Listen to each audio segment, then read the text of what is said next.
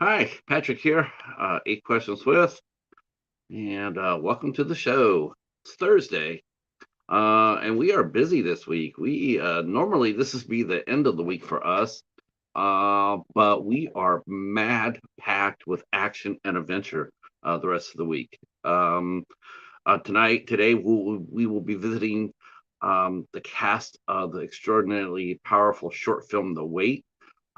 This is just an opportunity for us to talk to Rik Langan and Alex Butler, and of course, we'll never miss up a chance to talk to Kelly Goudie-Price.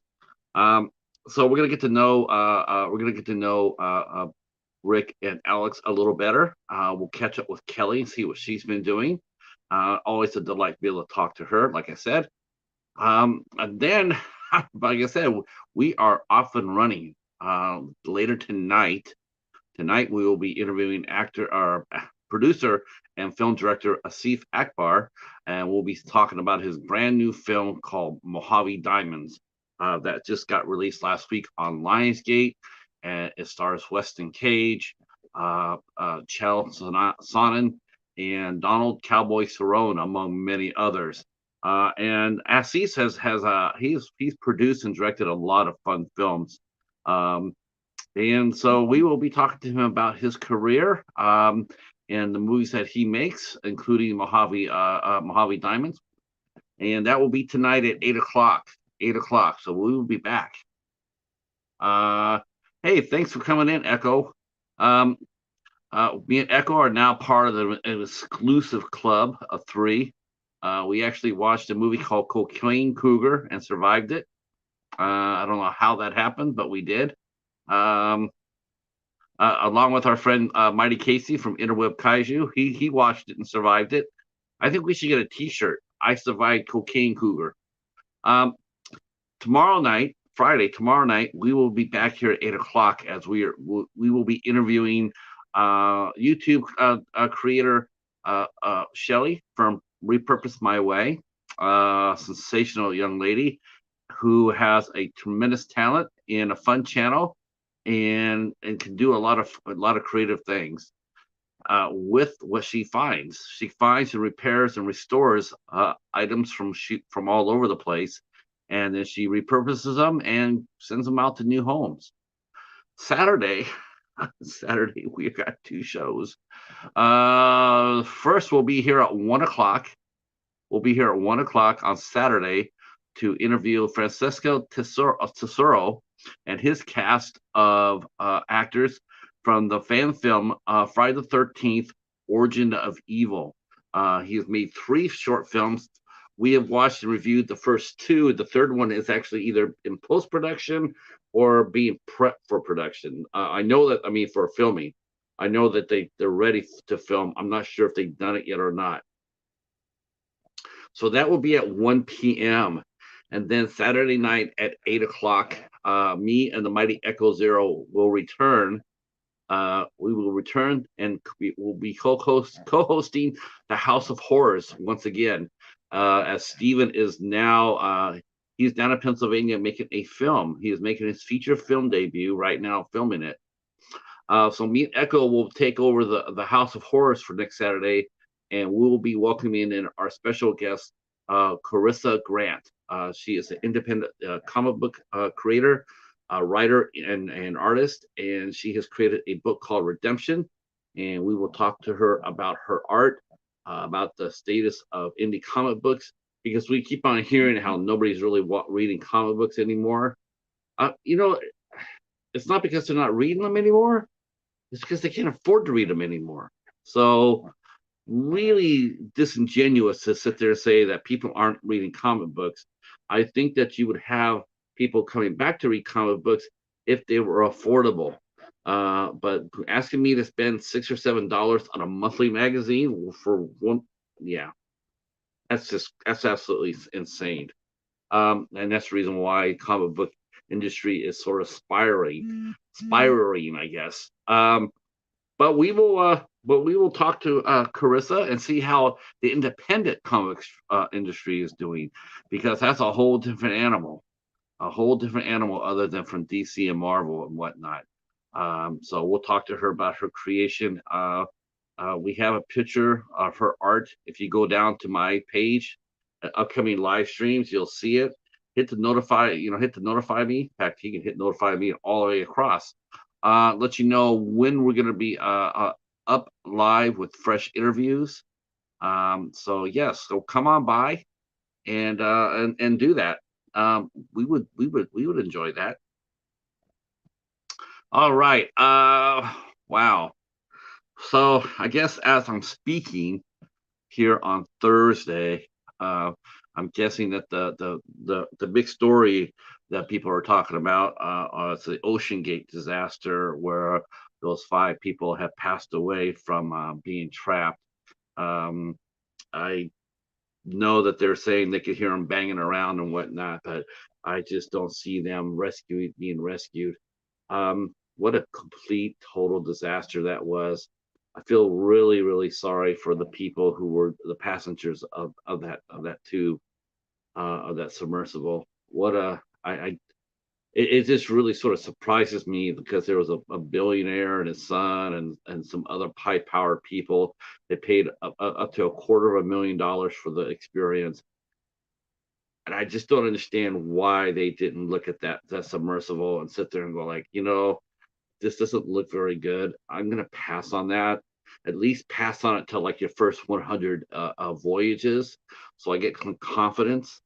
Um, just to go up there for this for the I just am shocked at the lack of judgment. Um, and the thing what it was is there were whistleblowers that were saying how unsafe the submersible was, and so wow, what a sad story it is. Um,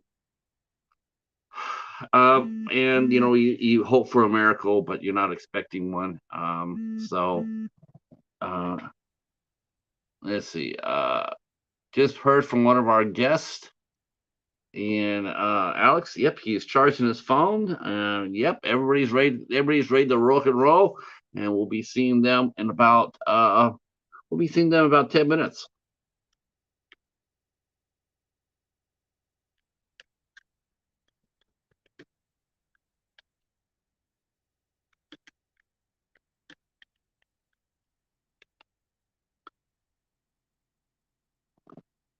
We'll also take this opportunity to sit there and say this. We want to say happy birthday to our friend Yui Bowl, who was just recently on our show. Yui Bowl was here last week, and today is his birthday. So from everybody here on my channel and my friends are here, happy birthday to Yui Bowl, and I hope you had an awesome day. And know that some friends here in the United States, including the Friendly Men, by the way, we're thinking about you and saying happy birthday to you. The Friendly Men's interview will be dropping tomorrow, from what I understand. They will be dropping tomorrow. All right. Yeah, isn't that? Stephen is here from House of Horrors. He is actually taken. He is dedicated to his art so much that he took a bus to go on location. That's dedication. I think that's amazing. Amazing. Now Echo's going to try to drive him crazy by doing that song. Um, Stephen, I mean, you're almost there, buddy. You're almost there. And Stephen already let us know that he is going to be making a film for Mark Polonia, so he will become an official Polonia pal by the end of the week, or beginning of next week, as they're making their film. Super happy for him, and admire his dedication to actually do this. And he's got a couple other movies already in the pipeline where he'll be popping up and doing some movies. So congratulations to Stephen for chasing his dream. Um, and that's what we'll be talking about our 2 guests about, chasing that dream, making movies. Kelly and Alex. They'll be here along with director Rik Langan, and we're going to be talking about the status of movies in Great Britain. And it's going to be a lot of fun. I'm glad you guys are here. Those who are able to stay, feel free to share us out. Share us out. Alex says that he is charging his phone as we speak, so they will be here in about 10 minutes or so. All right.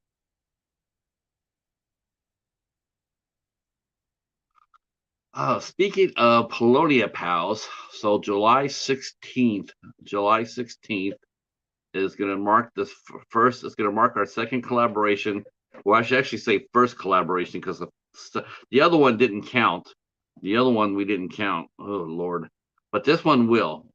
Me and Steven and Echo and whoever I can find for the 16th, we will be celebrating Jeff Kirkendall week. We are doing Jeff Kirkendall week. So starting on the 16th, we will be doing on the Midnight Society.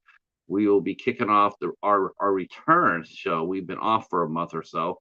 We will kick in our new show of Jeff Kirkendall week, and that will be a lot of fun. Um, we're going to be covering and talking about the movies that Jeff has made.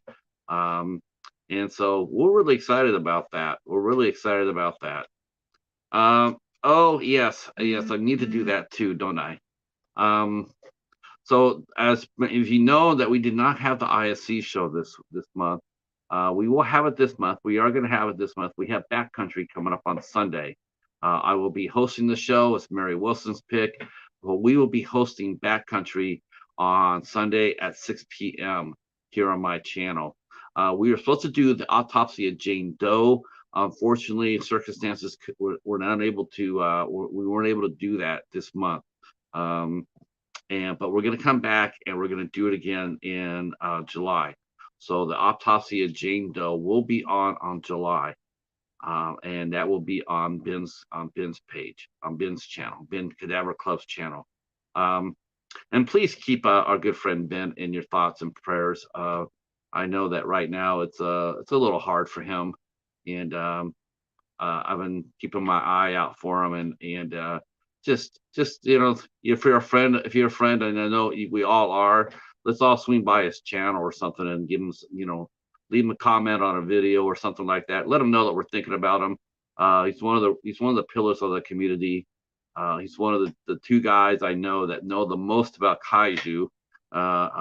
Between Casey and Ben, they know everything.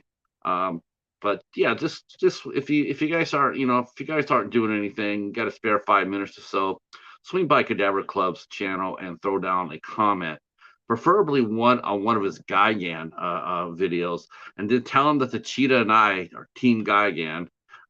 We sent you by to say hi, and I would really appreciate that a lot.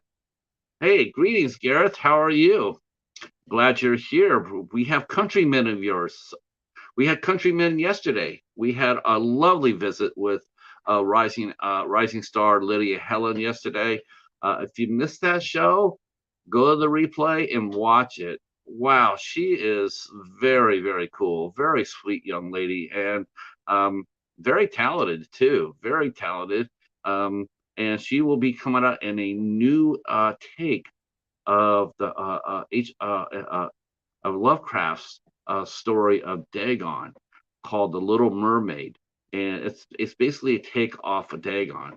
So I'm pretty happy to hear that, because I have that movie Dagon. It's a corker. It's a keeper. So anybody that's gonna try to freshen up the story, I'm down with. Yes, Gareth, you saw her. Yes, she was lovely. She's definitely is. Yes, by all means, and I do think that probably I would think that when the movie comes out, I definitely see her visiting Video Tasties for an interview. I know that she would be happy to talk to you, and if that's something that you're interested. I know you tend to go for some of the older action stars, but maybe you want to interview a young rising star. Let me know. Let me know. All right. Let me go back to the calendar here. The calendar. Make sure that everybody's the bat is here. The bat is saying that we should be doing karaoke. I'm not doing karaoke unless the bat is here with me. That's the only thing that's going to happen. If karaoke is ever going to happen, if the bat would ever join and come back.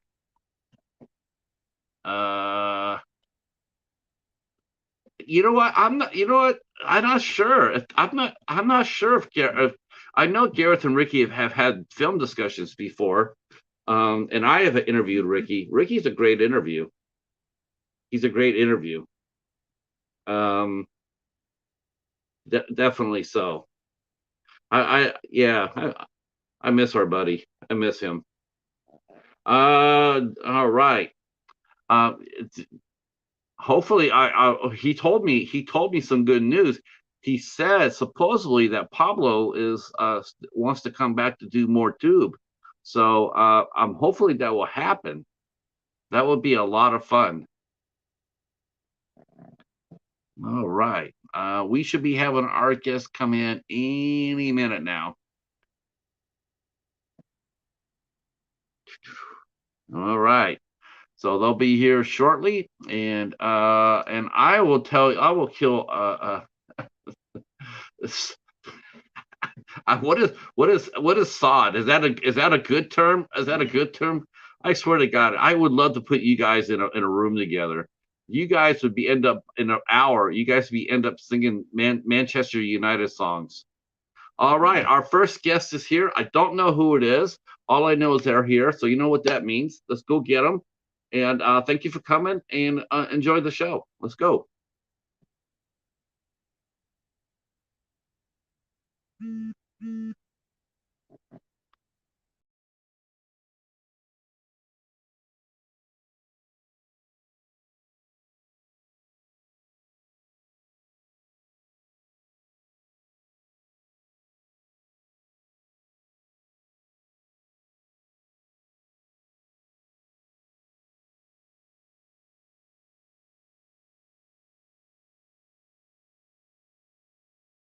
Phone acting goofy.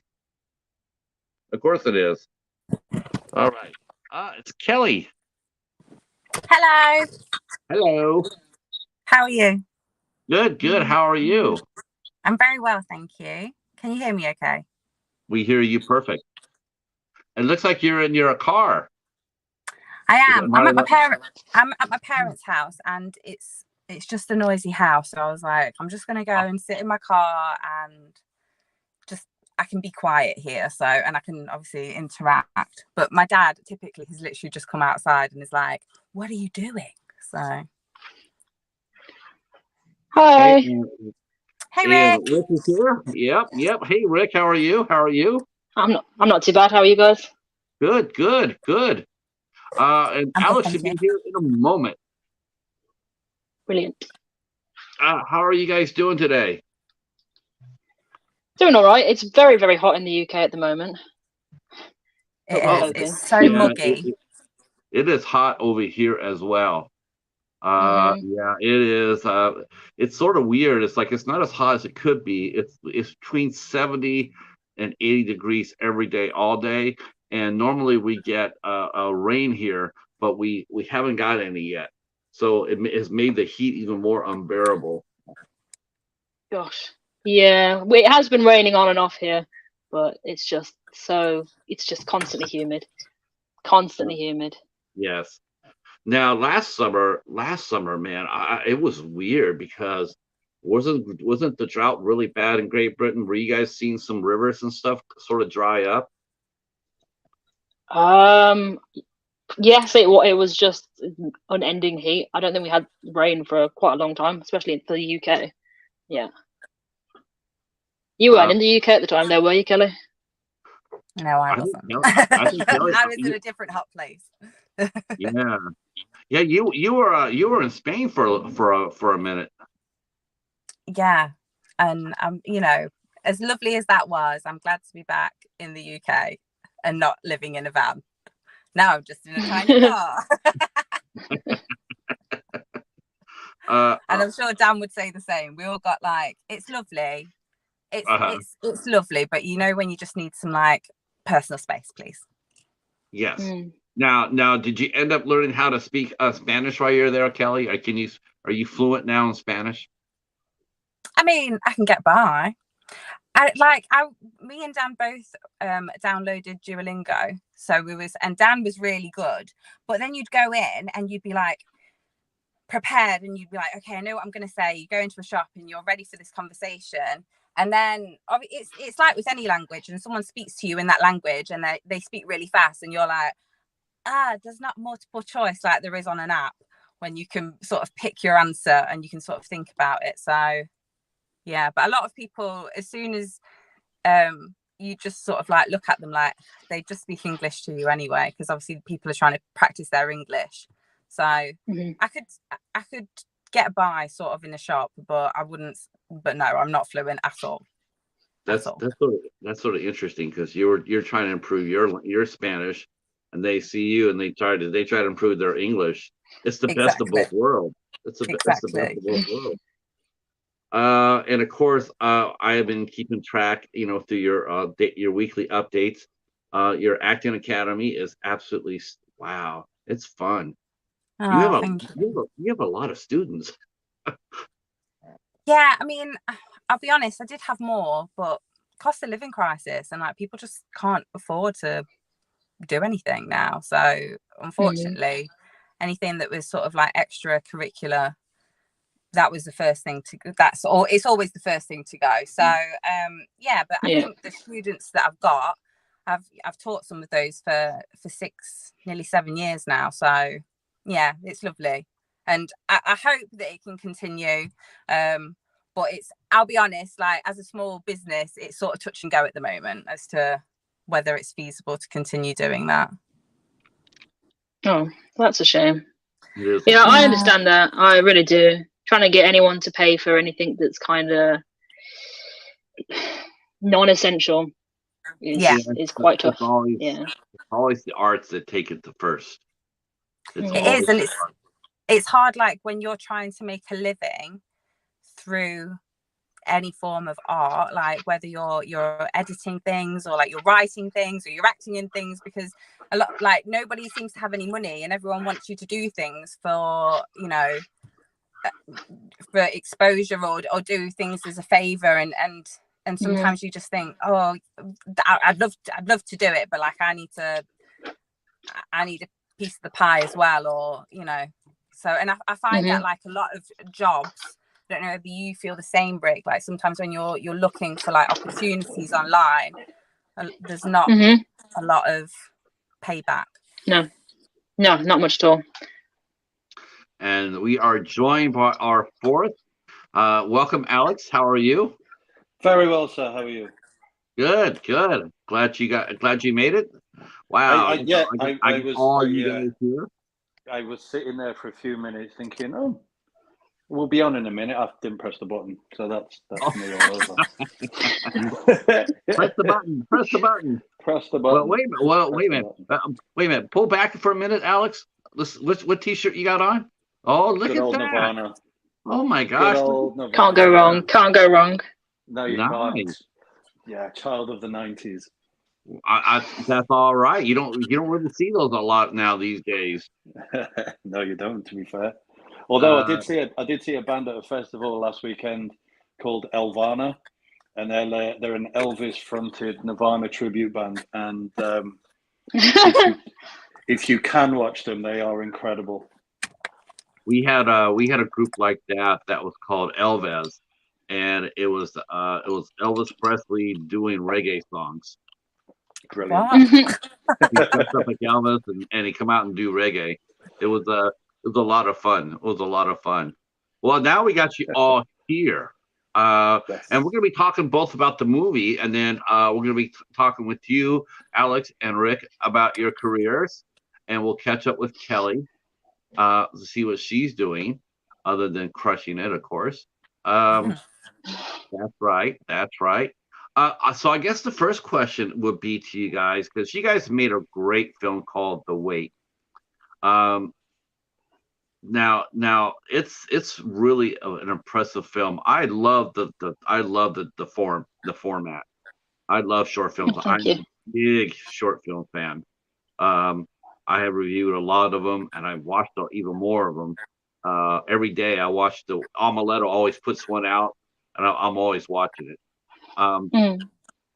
So I guess my first question to Rik would be, tell us about where the idea for The Wait came from. Well, the original idea came about because I was doing script writing classes with a couple of newbies in a production group I was working with, and I was just teaching them the basic fundamentals of how to write well. And someone in one of their previous works had tried to show the passage of time, and they were really struggling with how to do it succinctly. So I was like, okay, we can cover that in a lesson. And the way I would do lessons is I'd have a topic. For this one, it was how to do the passage of time. And then I would give them all the essential tools of how to do it well. And then I'd send them away and get them to write a script. And I would write a script as well. And then we'd come back and I'd go through their work with them. And then I'd show them my example and I'd send them away and get them to go back and refine it. And the wait literally just came about because I had to come up with an idea for a script. And it was one of those things that I did just on the side, and the idea kind of like wiggled its way into my brain and was like, make me. So I eventually did. It's definitely a beautiful film, and there's a couple of short films that while I was watching it that I was sitting there going like, I would put it in its class as far as it being so good. One would be Cargo, and the other one would be Kitbull, and extraordinarily moving films, and to be able to tell your story in such a short amount of time, that takes it actually really takes not only a great script, it takes a great director to pull it off, because the short film, I mean, you were being squeezed. I mean, you don't have the room to breathe, really. You got like a 10-minute window to fit the beginning, the middle, and the end into it and tell your story. It truly is an art form. Oh, thank you. Now, I think I'm sorry. I was going to say that I think the true art of doing a short and doing it well is being able to do exposition well.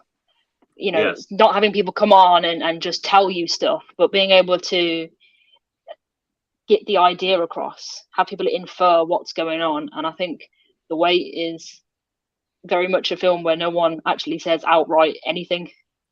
You never hear the characters say who they are to each other or what it is Percy's waiting for, or ultimately when you see the ending, who that was.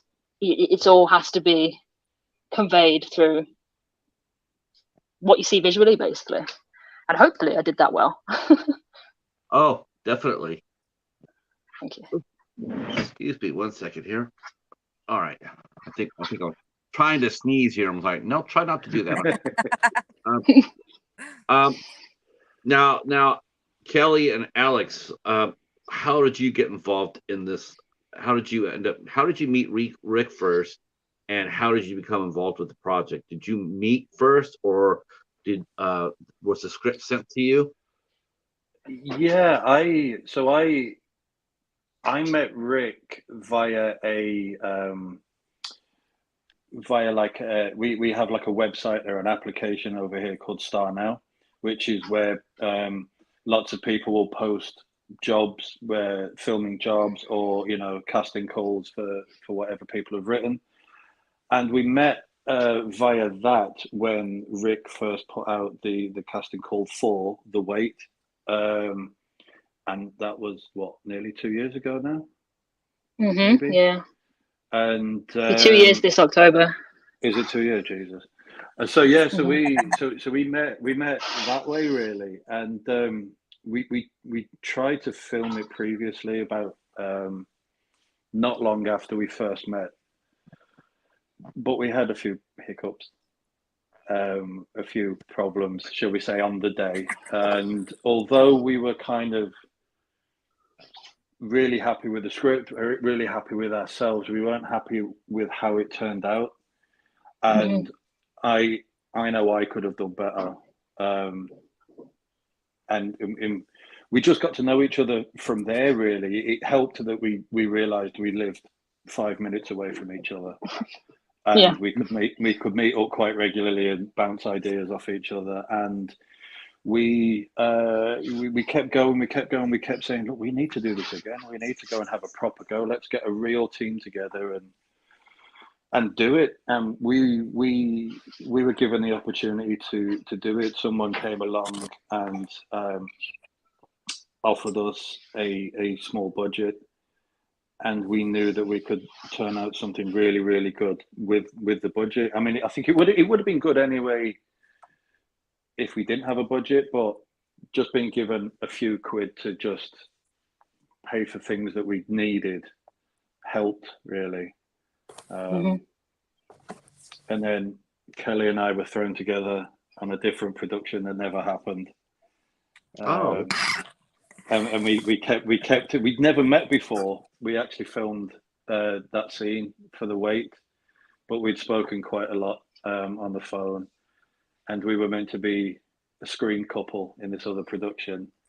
And we needed a Tandy. We needed someone that could come across as, you know, a leader, someone who could just fill that role and absolutely smash it out of the park. And when Rik approached me and says, look, we need someone for Tandy, who do you know? I was like, Kelly. There we go. Come on, let's go and get Kelly in.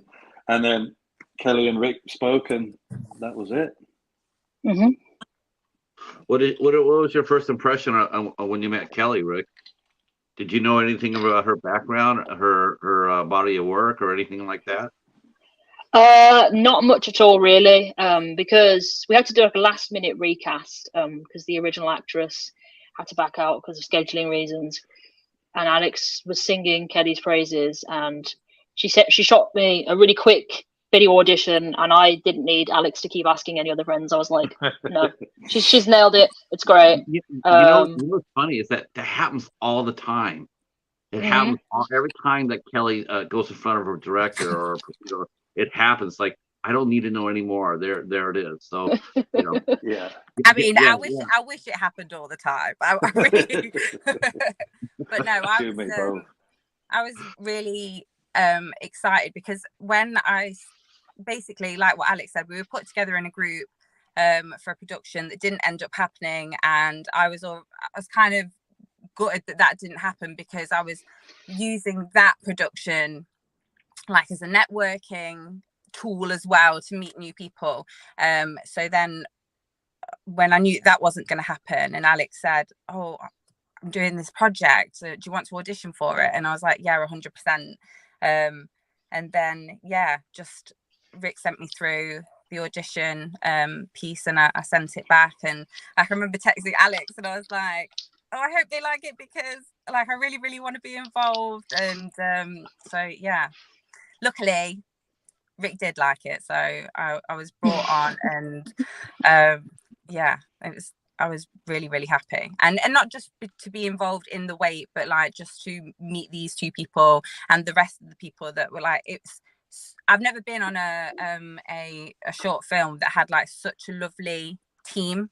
Like everyone was working towards the same goal, and there was no ego like that sort of got in the way. And sometimes I find you show up on a short film, if you've been brought in last minute and you don't know the dynamics, and you can feel a little bit awkward, but there was none of that, I feel, with these guys, so that was good. Now, was this your first short film, Kelly? I mean, is this the first one you've done, or is this the first one that I know of? This is the first one that you know of. I've done a few short films. Okay. What did you think of the script, Alex? I mean, what was your background as far as your acting goes? Did you come from like because you sort of had that Brendan Gleeson type, you know, the real. I'm sure you hear that all the time, right? Anyone with a beard. I used to get people shout Brian Blessed at me quite a lot across the street, and Hangover and things like that. And one of my uncles actually calls me Young Hagrid, so I'm hoping to nail that part in the new Harry Potter series. That would be lovely. That would be really good. No, do you know what? I had no acting background at all. We never studied drama at school or anything, and I kind of stumbled into it during lockdown. Really, I'd left my previous career because I was recovering from COVID, and I was kind of burnt out in my old career anyway, and I didn't really want to do that anymore. I wanted to spend a bit more time at home with my family, and I kind of just fell into it. And I only initially was looking to do extras jobs, just to be that guy in the background with a coffee, and when you do essay jobs like that, it only takes one AD to look at you and say, do you mind coming and doing this for us, and maybe have a walk on, or maybe could you say this a little bit. And I found myself getting kind of sucked into it, and then watching how things worked on set, I'd get excited, and I thought, you know what, I need to give this a go. So when Rik's call came along, and the script came out, and I read it, and because it's obviously such a small script in terms of dialogue, that it's going to be a real challenge to kind of put it all out there, put the emotion out there, and try and tell a story without telling the story, if that makes sense. You don't need a lot of dialogue to get. Yeah, and that's the beauty of the Wait. I think it keeps everyone guessing, and I was excited to do it because I knew I needed to practice these things if I wanted to be successful as an actor, and being able to kind of go through every range and every emotion within such a short film it excited me a little bit, because it is quite a challenge to try and get everything across. And I thought, well, if I can do this, then I might have a chance. So this is actually your debut. This film right here is your very first speaking role. Yeah, as a kind of a main focal point. Yeah, absolutely. Rik was very kind to get us involved in. He was working for a production company at the time, and they were putting a very quick, like, kind of horror film together, and they needed someone who was a big, hairy, scruffy guy. And so I was like, I know one of those.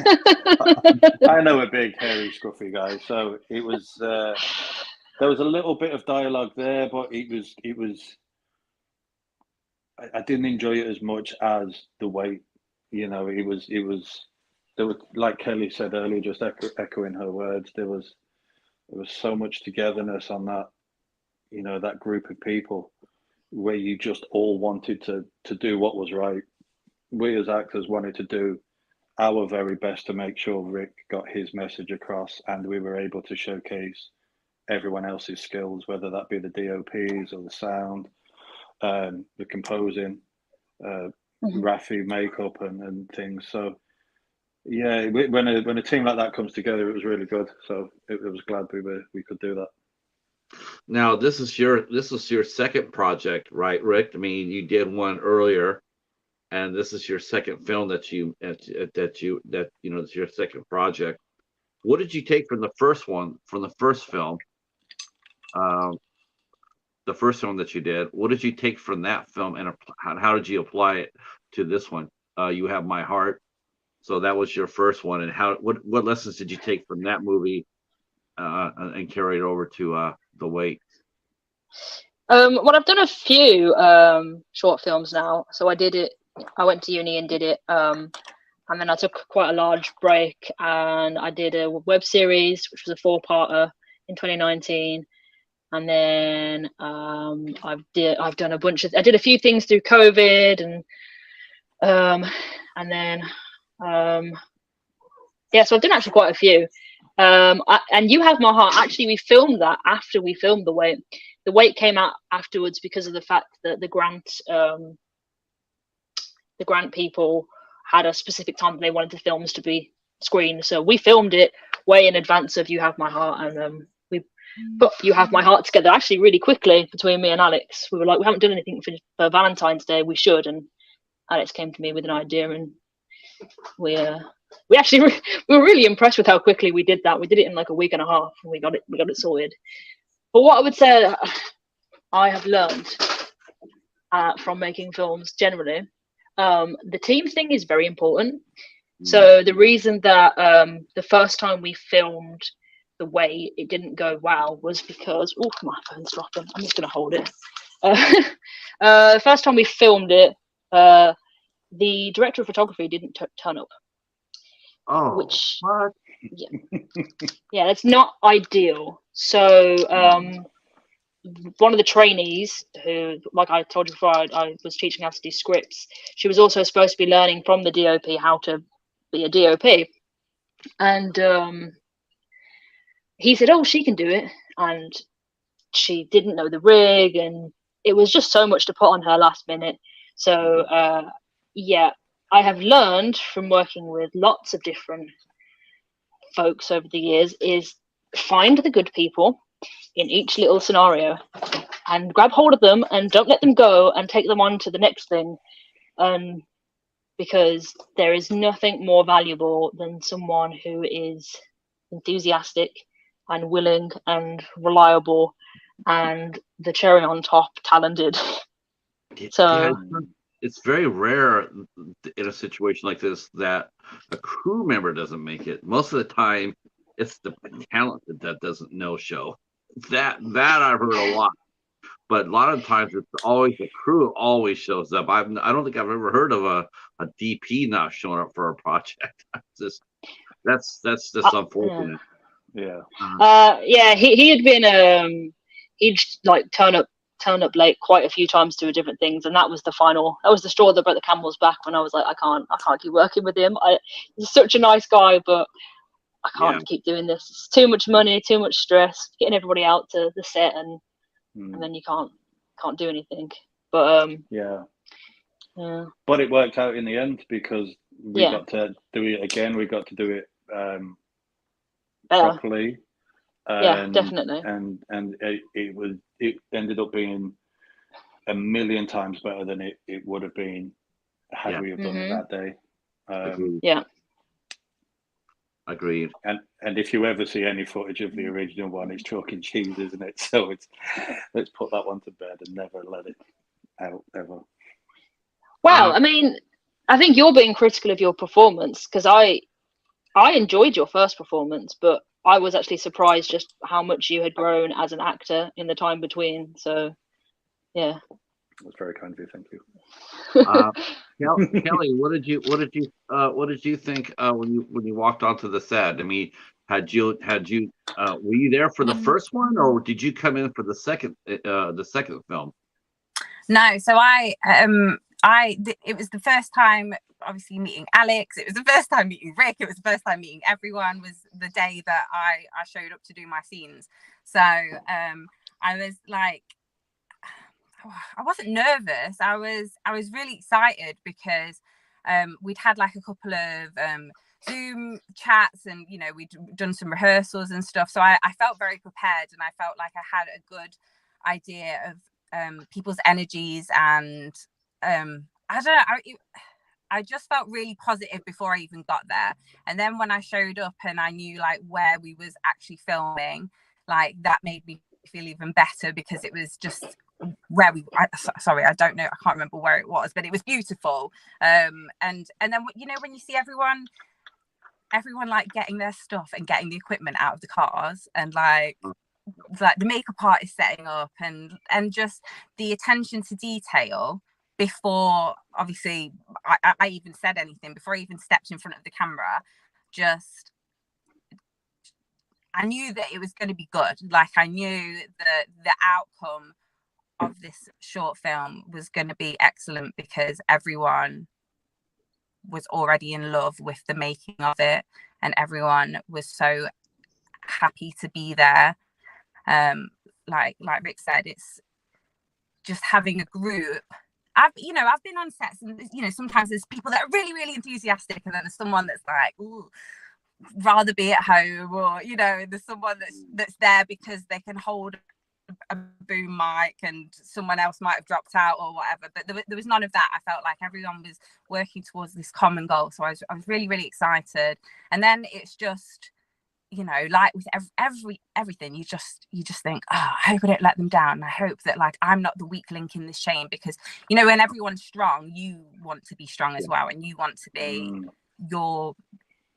you want to just do a good job, and you want to make sure that you aren't the thing that lets it down, because you can see that everyone is really enthusiastic about it. So I was really excited. I thought the script, obviously I read the script when I was doing my audition, so I just thought it was really different. I hadn't read anything like that before. It was a project that, yeah, it was just unlike anything that I'd ever seen. It was a whole different take on that sort of genre, and I was just excited to play a strong female and not like and yeah, I was just excited to play someone that was like a bit of a boss, and like, you know, she did what she did, and she made a choice, and she stood by a choice, and I agreed with her choice. But you know, and I was like, oh yeah, like she's cool, like she's a cool character, it's a cool role. And you know, and then just watching everyone work, and as soon as I'd done my scenes and I left, I was like, oh, I can't wait to see it, like chomping at the bit, because I knew it was just going to be special, and it is special. It's I'll say it's the best short that I've ever been involved in, not just because of the outcome, but just the whole package. It was all just tied up in a lovely bow, and I loved it. You know, you have come from you're like on a you know, as far as creativity wise, you're really on a hot streak. I mean, because you've played really strong female characters in everything that we've seen. You know, from the Bayless Residence to Ashcroft Entity. You stole the damn movie from Darren. In Darren's movie April, he stole the damn movie with one scene, and then, you know, and you have a really have you two seen April yet? No, I haven't. No. Is this the film that you did? Yes. Yeah. The feature film. Yeah, this was one of the feature films that I did, and that was like another one. So Patrick basically put me in contact with this guy called Darren, who was just a guy to me. Patrick said, reach out to this person. And I reached out to him, and he was like, oh, I'm doing this film at the moment, do you want to audition for it? And I was like, yeah, all right, I'll have a go. And it was really sort of gritty, like hard hitting, like drama, and that was something that I really wanted to do. So I did that scene. But she was strong, but like not like Sandy. Like she's like a different boss, kind of strength. Definitely, I agree with you, Kelly. Sandy had a different kind of strength to her, you know, in this film, and she had I think. Do you think, coming from a horror background that you have, do you think that really helped you in bringing Sandy to life? Because you do have that horror background. You know, I think, do you know what I really enjoyed about this character? Everything was below the surface. It wasn't like, here's how I feel, and here are all my emotions, and I need to tell you everything. It was like everything was underlying. It was like, so I really got to connect with like how she would have felt. Sorry, we've got like boy racers going up and down the street. But I really, so it was nice to do something that wasn't so like,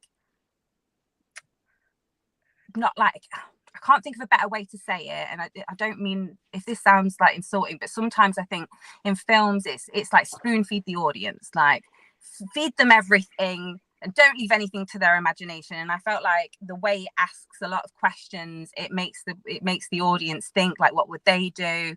Did she make the right decision? Would you do what Percy's done? Like, you know, how would you feel? And that's what I enjoyed about these. So it was nice playing something where everything's sort of like bubbling under the surface, and you just kind of have to put on this strong, like this strong front, because you're the leader and you can't lose face. But also, like, she's a person, and she does have feelings about what she, you know, the choices that she makes. So it was lovely to, I just really loved it. Alex, you know, your first role, how did you prepare to play Percy? I mean, it's really there's another actor, English actor, who, when I was watching it, it sort of brought me up to mind. I mean, and that was Lenny James in Fear the Walking Dead. Yeah. I really, you know, I was watching that and I was really moved by your performance. I mean, Oh, thank you. you didn't overplay it at all. You were just so, it was such a lovely restrained performance. And honestly, to hear that was your first speaking role, it really speaks a lot to your talent as far as I'm concerned. Oh, thank you. Yes, very moving. And you and Kelly had really great chemistry. I mean, you could see the whole story on Kelly's face. Yeah, When- absolutely, yeah, absolutely. I know. I did, in order to prepare, I think there was a lot of Rik and I had a lot of chats leading up to it, and Rik was very insistent that I had to cry. So I had to work on what was going to make me cry, and because I'm such a, it's because I'm kind of a big, intimidating looking kind of guy. People don't really expect that sort of emotion from me, but really, I'm a bit of a teddy bear, and I cry at Disney. I'm the soppiest person in the world, I and yeah, it's and I didn't find it hard in that respect. In order to cry, it was just you have to put yourself in that position. If you are going to sit there for a year in all sorts of weather, waiting for your wife to come home in order to probably finish her off. How are you going to do it? How are you going to feel? And I think we've all been there where we've let things inside kind of eat at us over time.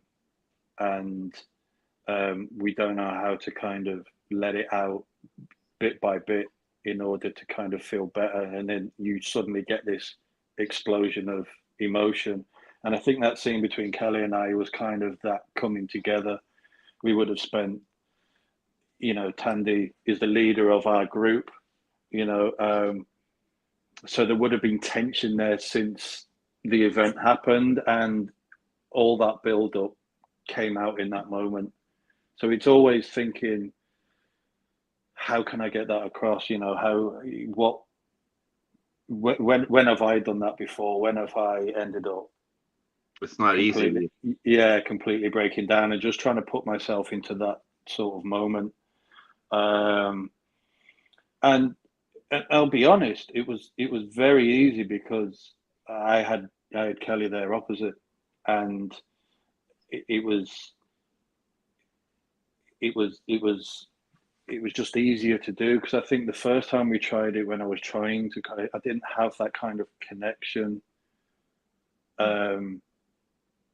You know, in order to try, I'm not saying Claire, who was the actress in the first one, I'm not saying she was bad, because she was very good. I just didn't have that kind of connection. Maybe I just didn't feel ready on the day to do it. But leading up to it, I knew what I had to do, and I could see and I could hear the emotion in Kelly's voice, and that just sets me off. So I think it's easy when you've got someone so good opposite you.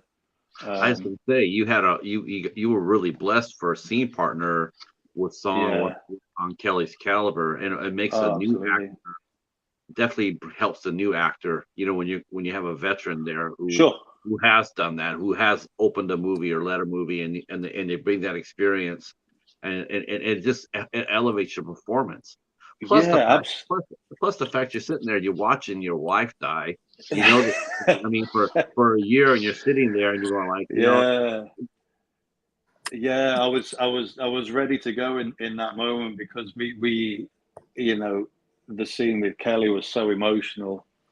But we did that earlier on in the day so we could get Kelly home quicker, because she had a way to come. So I was already kind of emotionally charged, if that is the right term. And you know, we had such a great scene. We had a good cry afterwards. We had a little hug and make sure we were all okay. But I think for me personally, whenever I get upset like that, just in life anyway, it kind of stays with me for the day. So I knew I had to kind of keep it there, and don't let it all out in one go. Make sure I've got a little bit for later on, because I've just shot my wife in the head. Spoiler. Oh no, spoiler alert. I think, sorry to interrupt as well, but I think Rik had like such a clear vision. So even like whilst we were rehearsing, or while we'd do a take, and then we'd sort of like reset, and like Rik would sort of reiterate sort of where we are. And I think sometimes in my past, I've been on set, and that sort of like extra information can as an actor, you're just in that moment, and sometimes you're not really thinking, okay, right, remember all this has happened, and remember this is what's happened yesterday, and because sometimes you're just trying to live in that moment and be authentic in that bit that you're doing. So it was really useful to have Rik be like, okay, this is what happened, this is what's happened, and have someone that isn't just looking at things through their writer's eyes or their director's eyes, someone that has like a clear vision of like what the outcome is to be like. Because, and I think Rik's got some acting experience as well, so that's handy. Like, it's good to be directed by someone who knows how to act, because they can tell you things that's gonna trigger parts of your brain to be like, oh yeah, okay, remember to do this. Because I think sometimes I've been directed by people that they haven't taken a drama class, and it can come and they're like, okay, so if you could just cry, you're like, oh yeah, I'll just go to my pocket of sadness and boo. Whereas Rik sort of no, but you know what I mean, like, oh, can you just be now you're hysterical and this has happened, and you're like, oh my god, and you leave and you feel traumatized and you're like, oh my god, what's just happened? But it was really nurturing. But it was also like we had someone with a map that was like, this is where we're going, and because we all trusted each other, happy to skip down that path. Yeah, absolutely. But just to add to that as well, where Rik, and I've said this to Rik, so it's not new, but it's where Rik's so good is the fact that he allows you to kind of bring something extra. So if you have an idea, you can go, Rik, do you mind? What do you think of this? And a lot of directors will just go, I hear you, but no. But Rik's kind of open to adding extra, because if you see something that, if you think that this is what this character will do, Rik will go, yeah, well, let's have a go and see what it looks like. Yeah. And I think that's where the trust comes in.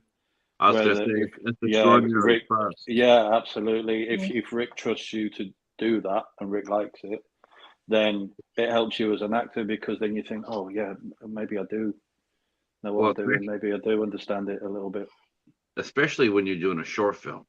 I mean, a feature length, you can improv a lot more. You have a lot more flexibility because you have more time. But with a short film, you really don't have that time to just sit there and improvise, because you only got 8 or 9 minutes to do it. So it's like so for Rik to show that trust, and a trust to a new talent, that's a visionary. That's visionary. Absolutely. Oh, thank you. I think it's about. I think you've got to be open to a degree. Obviously, there are times when you go, no, we can't do that, and here's the reason why. I don't want to ever just say no. I want to be like, here's why, or here's why I don't think that the character would do that, or here's why, because time constraints. But for me, and I was talking about this with my partner the other day about the way that Quentin Tarantino writes. He's a fantastic writer, but his characters are all very character. They're not real. And when I try to write, I always try to write people realistically, to a degree. That's why a lot of the time I don't have my characters just say things outright, because when you're having those hard conversations, you tend to come in and be like, oh, let's talk about everything other than the elephant in the room. You don't tend to come in and go, well, here's a list of our history together, and it's not how people are. So if an actor who is like living that character thinks and feels a compulsion to do something, then to me, I'm like, I'm interested to see where that goes. And I think one of the best moments in the short that we ended up getting was something that none of us knew was going to happen. And it shocked all of us when it did. And that's when Alex as Percy, he gets to the point of he's had enough with Tandy, and he throws his hot flask across the field in anger. And none of us knew that was going to happen. and you could see the reaction for Kelly being like, oh, she's genuinely shocked. She's genuinely having a real emotion. And it was Alex getting to genuinely express that frustration that's building up. And I hadn't written that into the script. And it was better than just him saying she knows. It changed the whole thing. And it actually made for a really beautiful shot as well, because, the liquid arced past the lens. And so I think there's beauty to be had in those moments that just come organically. And you have to sometimes give a little piece of your art to another person to make the full picture in the end. That's how I see it anyway. When you write your script, what's your process like, Rik? Do you collaborate with other writers? Do you go inside your room with a cup of tea? I mean, what's the process for you when it comes down to writing your story? So I am very organized with how I write. Some writers are really free form. I don't tend to be that way. I much prefer to sit down and have an idea of where the story is going, having like the beats laid out, and then I can fill the scenes in from there, because I don't like to find myself painted into a corner or uncertain of where to go, or having characters behave in ways that it doesn't feel right, but you have to, because you've got to a point in the script where otherwise it wouldn't work. So I can be quite organized. But I have collaborated with people. It tends to be more like they come to me with an idea, and I will sit there and spitball with them and like flesh it out, and then I'll go away and I will write up a very in-depth treatment for what it would be. The first thing is like a sort of log line, and then it's a more detailed breakdown, and then it's an incredibly detailed breakdown of what it would be.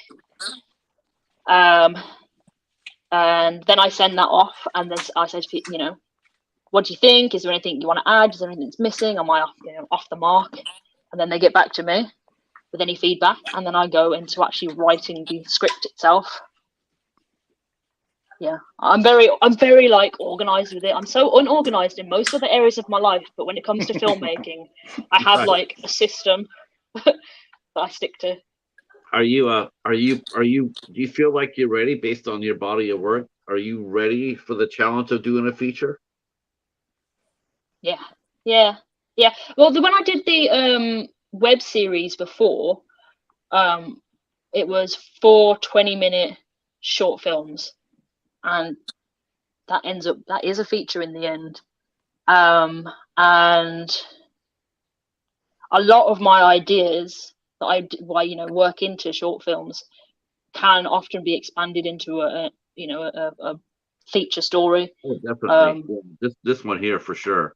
Like I said, it reminded me very much of Cargo, and that's exactly what happened to Cargo. Cargo went from a 7.5-minute short film to a feature length. I like the idea that they recast the movie. I didn't like that at all. I like the actor who played it. They put Martin Freeman in it, but what made the movie so great was the original actor. He's the one that made the movie, and so it's like one of those where it's like you're damned. It's a great movie, and it's like, well, you gotta let the original actor have the shot, because he's the one that got you there, in the first place. Like, okay, I want this movie. Well, why? Because it was so well done. Okay, so take the actors. If someone did come up to you and they said, well, we want to do The Wait as a feature film, and we want to offer you, then they offered you to direct it, but they wanted to cast it. How would you play it? How would you play that? Would you sit there and say, I'll direct it, or would you rather sit there and say, I'll direct it only if I have my original cast? I would, and we actually had this conversation with Alex before. So what I would do is I would want them to have a shot at it, and if they can't have the lead roles, I'd want them to still have a role, because I do understand the game behind hiring a known face. Because how often do we all sit down and we see that there's an actor that we like and they've done something new, and we put it on. So I understand that reasoning behind it, but I would push that, you know, they have to be in it somewhere and somehow, you know, because they brought the thing to life. And I remember Alex said he understood that totally. Like, it's such a saturated market that if there's any opportunity that comes along, that for any of us, we always want to try to take each other along, but if we can't, there's no bad blood. Yeah. That's just the way it is. And I would just, as a viewer, I got to tell you, the viewer, it's frustrating, you know, because like I said, I like Martin Freeman. I think he's fun. I mean, he absolutely is a great Dr. Watson. He's done MCU. I've seen him in a great movie he did called Ghost Stories. Fantastic movie. I just feel like, to me, it's like when someone comes in and makes a part their own, like makes it, that's them, that's that, you know. I just feel like I know, well, we got to put a name there to open up the movie. I just feel like it's just a little bit like, wow, you trusted the writer and the director of the film to take the next step. Let them complete that journey by letting them, you know, in other words, I would do the reverse. I would have the original cast and the original roles, and then supplement them with better, well-known actors. You get two birds with the price of one.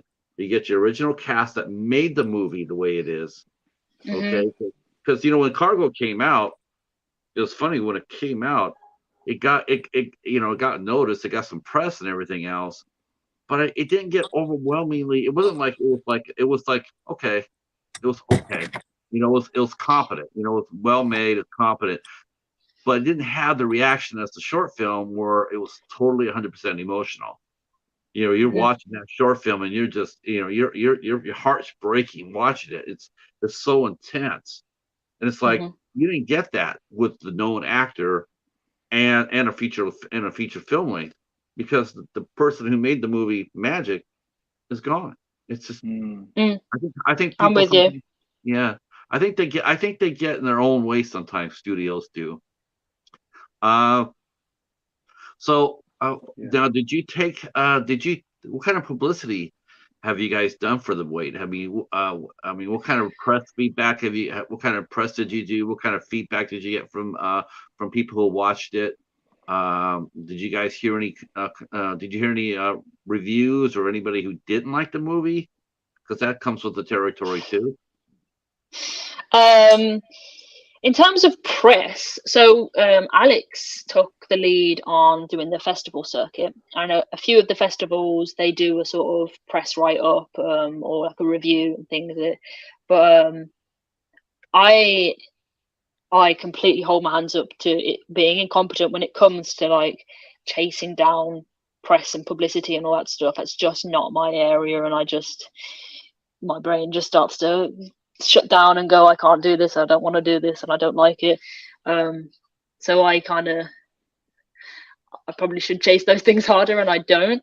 But we've done well with the festivals.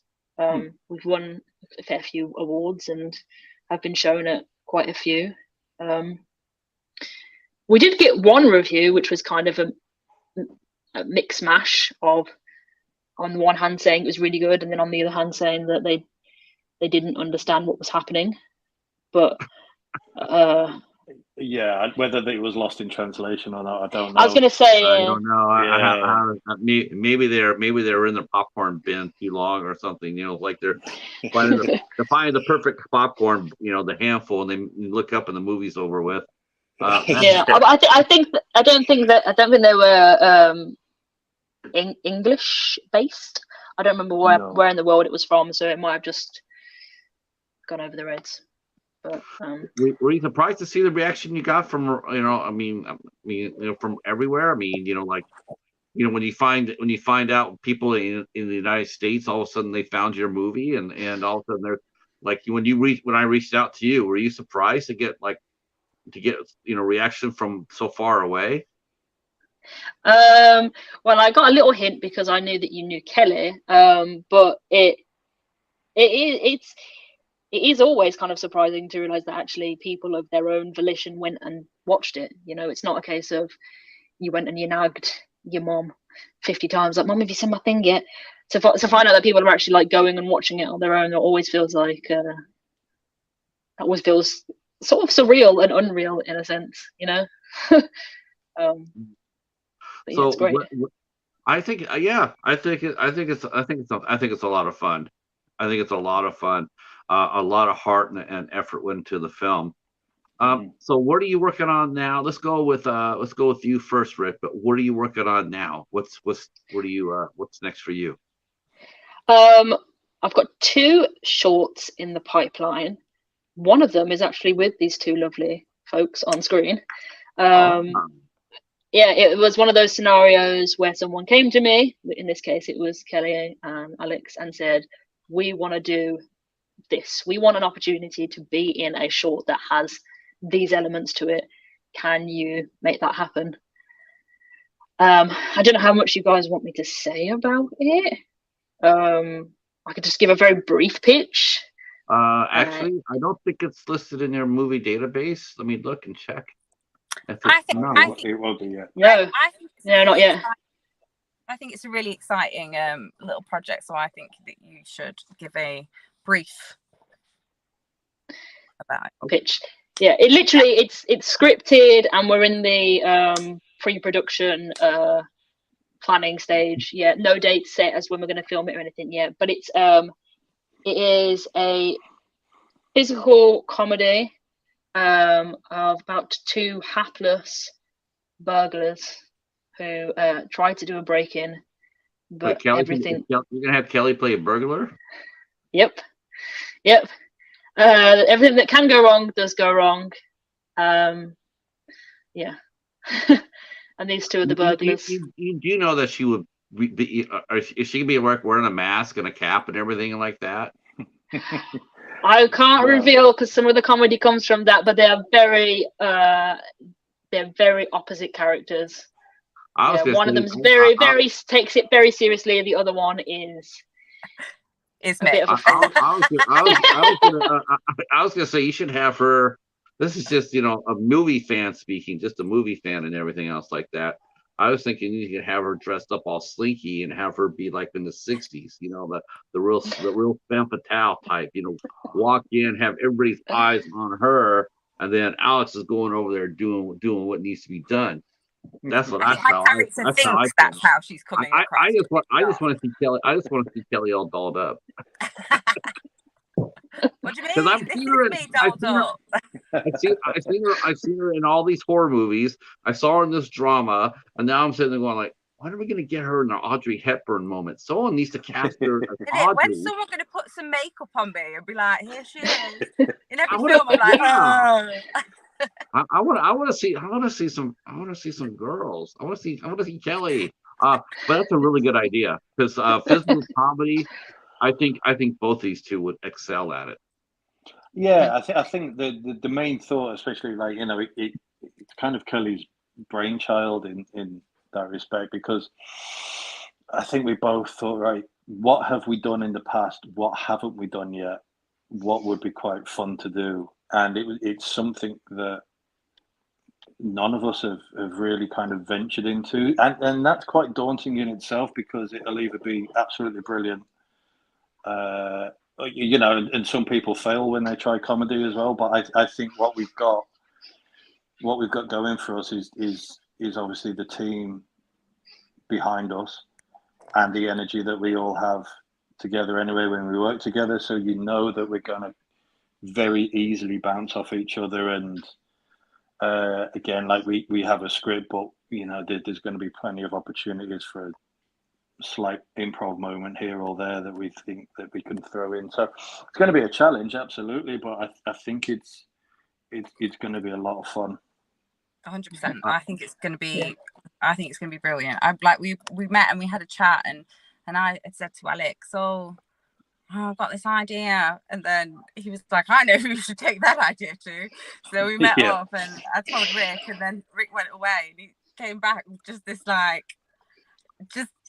birthed this like idea and just made it so much better, because obviously like when we met up and we're chatting, and I'm like, my brain, even now, like my brain's on to the next thing, and sometimes I don't finish my sentences and blah blah blah. So Rik's like talking to me like, okay, so what are your ideas? And I'm not speaking in complete sentences, and it's probably really annoying. And then Rik's gone away and come back and been like, there you go. And I'm like, that's it. Like, crawled in my brain, made it better and put it on paper. And I'm like, and now I think it's going to be brilliant. And when I read it, it made me laugh. It made me laugh out loud. It wasn't like a, oh, I see where the comedy could be. I was like, so, but I think it's going to be brilliant. So yeah, I can't wait to have a go at it with you guys. Yeah, I can't wait for this. This will be a lot of fun. This will be a lot of fun. Like I said, and Kelly knows this, being an acting teacher, and you know this too, Rik. And you'll soon know this, Alex, that comedy is the hardest to make. It's the hard. Drama and horror Absolutely. Are easy. Comedy is hard. Yep. Comedy is. Although hard. I will say I kind of surprised myself with this particular project, because I sat there when they said we want to do something light. Oh, yes. Yeah, you know what? That would be, that's what I'm excited about, because, like I said, I've seen Kelly in nothing but heavy hitters, like horror film, and really the gritty drama that April was. There's this, and then you see her, she did a dialogue, and you watch her, and she's saying this is the best thing she's done, and I'm watching that, and I'm just like, this is lovely. This is absolutely lovely. She's like I told you, Kelly, it looks. I mean, that dialogue you said, you looked absolutely beautiful. I mean, it was just so, watching your face and your acting and the words you were saying. I was like, yeah, let's make this happen. That's what we need. We need that. But what's next what about you, Alex? What's next for you? I hear you're going to be working with a well-known English director, Louisa Warren. I am, yes, I am indeed. That's the next one. That starts next month. So another horror. I'll be doing the Sleeping Beauties Massacre next month up in sunny Aberdeen. So that's going to be very, very interesting to be on another set with a brand new team. Getting to know another production company and just another bunch of actors. Really, it's going to be. I think a lot of them have all worked together in the past, so they all know each other very well. So I'll kind of feel like Kelly may have done when she arrived on the wait, kind of as the outsider, going, "Oh God, I hope everyone likes me. I hope I don't get left alone at lunchtime on my own table in the corner." Sitting in the toilet, yeah, sitting in the toilet with a sandwich. So I'm doing that next month. So I'm very excited to do that. That's gonna be a different kind of experience for you. I can assure you already. Yeah, absolutely. It's gonna really test a few boundaries for me as well. So I'm very, very happy and very privileged to be a part of that as well. So it's going to be an incredible experience. And then the following month, I'm up in Scotland again, doing a play in the Edinburgh Fringe. So that's testing me as an actor, because I've never done stage work before. So that's going to be another test, should we say? String to your bow. Yeah, I think you'll be ready for that. I hope so. Yeah. Again, it's a good bunch that I'm working with. I've worked with them before on music videos and things in the past. So there's a lot of us that know each other, and we've had a good few Zoom calls and rehearsals, and we've got a good vibe. So that's going to be good fun as well. I'll go into the chat real quick. Let's see. Yes, Stephen. We've had 3 guest stars today. We're talking to Rik Langan, Alex Butler and Kelly Goudie-Price. And I don't think that they know that you're a country singer. So let me tell you that our friend Steven in the chat is a country singer, and he does a lot of karaoke bars, and he does a lot of singing. So there you go. And thank you for coming out and supporting us, Steven. Hi, Steven.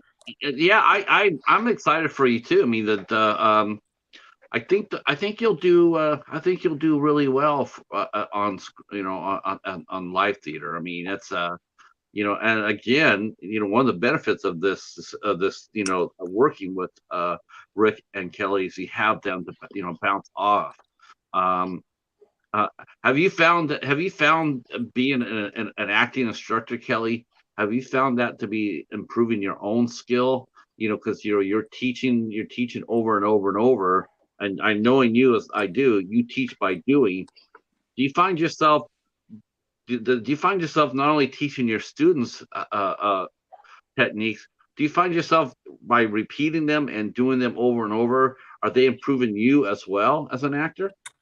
I would say a lot of my students that come to me, for me, I don't care if they want to be actors. Okay, for me, they're there because I just want them to learn some transferable skills, and most importantly, like gain confidence and just be confident in doing something that they enjoy. I love dancing. I can't dance, but it's how dance makes you feel. So that's kind of what I try and put forward to my students. I'm sure when we're doing Alice in Wonderland at the moment, and one of the children is obviously the Queen, and she finds it really difficult to scream and be angry, and I'm like, come on, get it out. And I'm trying to help them, but I think that a lot of them are at that age at the moment where they're very aware of themselves. That children are lovely, they're all lovely, but children are easy to teach when they're 5 or younger, or even sort of up to probably 9 years old. When they get to 9, they're getting aware of themselves and how they look, and a lot of the girls, they don't want to look silly, and acting is all about taking risks and making mistakes and being okay with making mistakes. So that's what I'm trying to instill in them, that Act 1 is a safe space, and they can do what. I have no problem looking silly. I feel like I'm sort of comfortable in that vulnerable, am I gonna mess everything up and look like a plonker? That's kind of where I feel comfortable in that zone. So I'm just trying to get them on board. So I keep doing, and I keep I'll join in, and I think if they see me looking silly, or if they see me making mistakes and they see that nothing bad happens, then maybe they'll do it. But they're all coming along, and so yeah.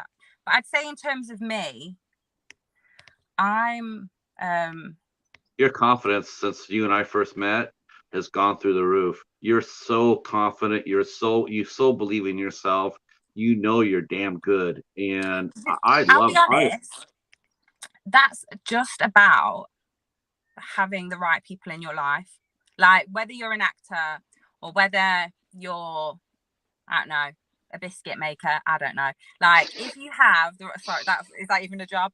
But when you have, or when you surround yourself with the right people that make you feel good about yourself, or and encouraging, I think you just kind of stop doubting yourself, because I think as artists, that's where we live, in our brains, and our brains can be sad, or our brains can be heavy places, but it's just about surrounding yourself with positive energy and people that make you believe in yourself. So yeah, that's what it's all about. I'm lucky, I've got some really good friends. Dan's brilliant, but it's working with people like these two people that are here that make you think, oh, do you know what, yeah, maybe I'm not so bad. Because I've worked with other people where I'm like, oh my god, I'm never going to act again. So yeah. Rik, I hope you don't mind me asking this, but I'll be sensitive as I possibly can. But okay. I take it you're transitioning. Not physically. No, I have restraints behind that. I acknowledge, I acknowledge the fact that you are a gentleman, and how's that played into your approach to the craft? Do you feel any different approaching it? Do you see it in, as far as from a female to male perspective? Do you write differently? Do you approach film differently? Well, I think it helps me with the perspective. So, I mean, I've known that about being trans since I was in my teens, and I decided when I was about 20 that I probably wasn't going to do the physical transition. I have a whole host of reasons why that I won't go into now, but I think I've had a unique experience in terms of living socially, for all intents and purposes, in the outside world as a woman or a girl when I was younger. Like how people, receive you and respond to you has taught me a lot of things about a woman's experience, and also being able to be in women's spaces as not seen in as an opposite or a potential threat, like I think a lot of cis men, may automatically be. If it's a strange man you don't know, you're not going to be as comfortable with them as you are with a strange woman you don't know. It's allowed me into women's spaces, and so I can understand a woman's experience a lot better than had I been born a cis male. But also because I do identify as male, and so my brain kind of, in its own way, kind of defaults masculine. It also means that I'm able to understand masculine experience as well. So it's I'm in this middle ground of being able to write both characters and not be like, a lot of the time, males writing females feels incredibly inauthentic, and then even the other way around, it can feel really inauthentic. It's I like to try and have a realistic voice, and I think I've had the life experience that kind of informs my way of doing that. I think you can see. I can see that. I think you can see that with the two characters in The Wait, though. You've got two very, very strong characters there, written by you, and it's obvious that there's a little bit of you in both. Yes. Yeah. So you're getting both sides of you out there. Yeah. Because it was written. It was very well. I mean, you're right. I mean, because you're approaching it. Because most of the time, people, you ask a writer, how do who do you write? And they always have the one character they get behind, and they write through that one character, and that's what they do. They put everything, and they put all their everything about the best of the character. They put it in their main character, whether it be a woman character or a male character. It's very hard for a writer to write equally. Like I have a strong female character, I have a strong female male character, and you give them equal time and space. And especially in such a short, small area, like people, I really truly don't think people truly understand or just how powerful the short film is. I think a lot of people look at it and it's like it's a short film, but they don't really realize how much effort and work it goes into, showing, your story. Such a, so I thought I definitely see you writing both, Thandie and Piercy. I definitely could see you both, like Alex said. It's not just I'm a female, so I'm writing through Thandie's eyes, and then I'll try to do my best by Rik. I mean, not by Piercy. No, you definitely see them writing both equally and strength-wise, which is one of the reasons why I wanted to ask you the question I did, because I'm just curious. Yeah, and I think a lot of the time you kind of get these archetypes that don't necessarily make sense. Like you hear a strong female character and they're written to be too perfect in a way. It's like, well, we can't give her any faults because she's a strong female character, and it's like, well, that's not it's not real. It's not real people. Or, you know, oh, it's a strong male character. Well, you know, he doesn't cry, but you know, he's this macho man, and he's hot and he's sexy, but he's also, you know, the perfect lover. And you know, he's like, no, people are, everyone's flawed. Like, it's not how anything really is. So, you know, a lot of the time, actually, when I write my short films, a lot of the time I write the characters and I don't give them a gender up front. This one I did.